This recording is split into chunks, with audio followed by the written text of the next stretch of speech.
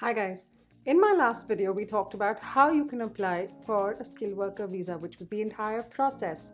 But like promised in the last video, in today's video, I'm going to be taking you through the application form.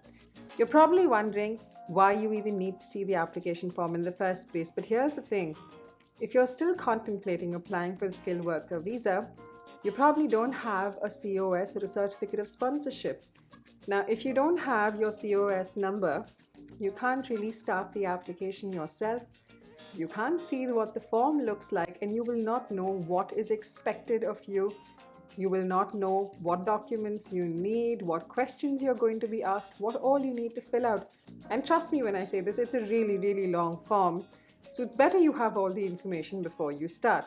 Which is why in today's video, I'm going to be taking you on a guided tour of the entire form to show you what all is going to be asked to you in the form so you're prepared. Before we move ahead, my name is Ashika, and on this channel we talk about how you can move to the UK, whether you're a student, a working professional, or even a dependent. Now, if you haven't hit that subscribe button yet, it's an absolutely great time to do it. Hit the subscribe button now and click on the bell icon for notifications. Without wasting any more time, let's dive in. Now, starting off with the form, this is from where you can access it. Just go to the link over here, click on this and click apply now. Now, unless you plan on working in Jersey, Guernsey or the Isle of Man, click no. Unless you're from the EU, EAA or have a Swiss passport, click no again. Click on skilled worker visa. Enter the country of your residence. In my case, it's going to be India. If you know where you're going to give your biometric, click on the first option, or you can click the second and choose a different country. Now, take a moment and read all of the details, understand them before starting the process. When you're ready, scroll to the bottom and click apply now. Now, just a reminder, it's currently taking close to 6 weeks on average to get a decision on your skilled worker visa. So bear that in mind while applying. You also might be able to get an expedited service depending on where you're applying from. So remember to check that out. Next, if they ask if you have a COS, click on yes, and you'll need to fill in the COS number or your certificate of sponsorship number. Next, fill in your telephone number with your international code. Don't forget that if you are outside the UK. And click for use whilst outside the UK. Depending on whether it's your home, your office, or your cell phone number, click the appropriate box. And depending on whether you have other telephone numbers, click yes or no. Now you want to let the team know how to contact you. If you're okay to receive phone calls and SMS, click on the first box. Now, moving on. Under given name, fill out your first and middle name. If you don't have a middle name, don't worry, just enter your first name. Under the section family name, enter your surname. If you've not had a name change, click no or else yes. Next, pick whichever gender best identifies you and also fill in your relationship status. In the next step, you'll fill out your address and click yes if you wish to receive any official communication. Enter how long you've lived at this address and whether you rent it or you own it. Next, you need to fill out all of your passport details here and your national ID details. If you're from India like I am, you can enter your Aadhaar card details here. After this, enter the details of your birth, where you were born, your date of birth, etc.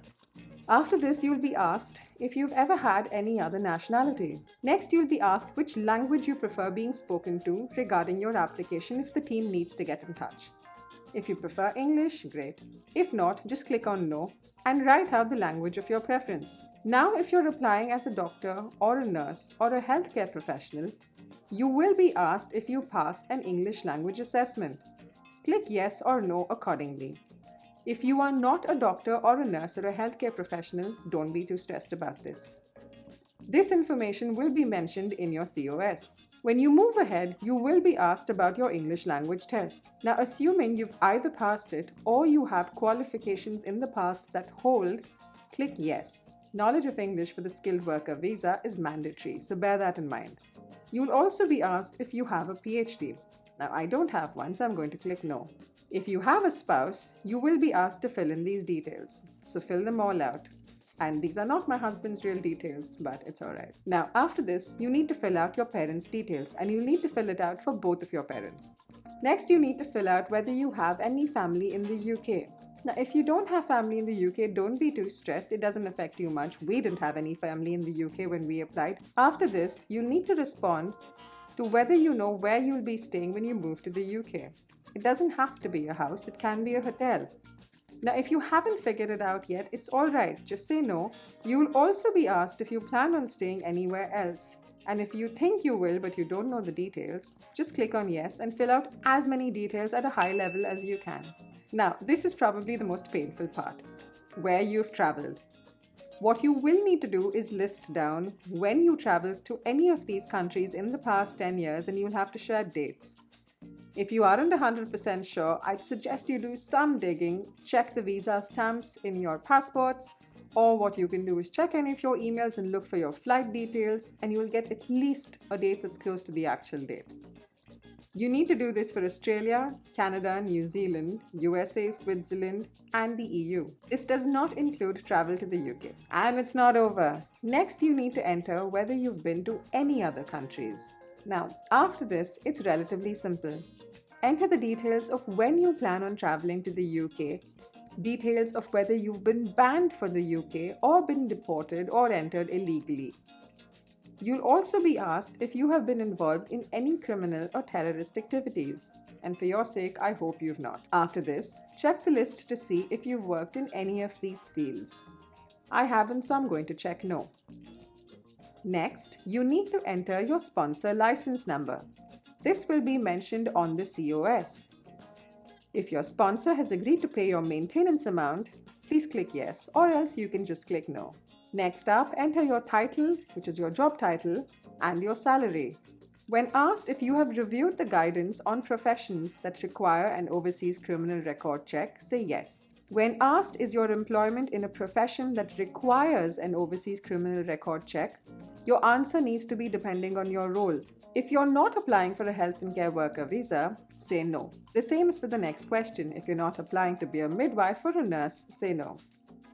The next one is no too.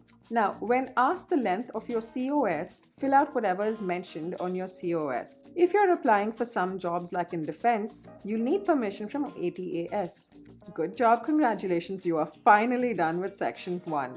Alright, in the next section, you need to submit documents. The first one is the proof that you have sufficient funds to maintain yourself. You can upload bank statements over here. Now, if your funds are spread out across multiple banks, in the next step, click yes and repeat the step again. If all of them are in one, you can just click no and move on. On the next page, they'll tell you what documents you need. You'll need your passport, your bank statements, basis what you've just answered, and your TB results. If you are applying for a skilled worker visa from India, like I did, you'll have to give a TB result. You'll have to take a TB test to one of the approved hospitals. When you're done with this application, you will also need to either visit BFS with all of your hard copies or upload them. Next, you sign all the declarations and consent to have your information shared with the Home Office. After this, it's really simple. All you need to do is make the payment and you're done. Now, here's the thing. You probably will get worried in case you've entered the wrong answers anywhere because it's a really long form, but don't be too stressed. Like you've seen, you can always go back and make changes. You can save the form. Because you will have to enter a user ID and password, you can save the form and go back and make whatever changes you want. And usually when you complete a section, they also give you the summary of everything you filled in, and you can still go back and make whatever changes you want there by editing the document. So don't be too worried about it, but like I said, it's going to take a good amount of time, so just be a little patient. Now, here's the thing. If you plan on applying for a skilled worker visa, the timelines are kind of up in the air right now because, like you know, there's this huge backlog of visas for the UK, and this is for all visas: tourist visas, skilled worker visas, student visas. Everyone is struggling right now.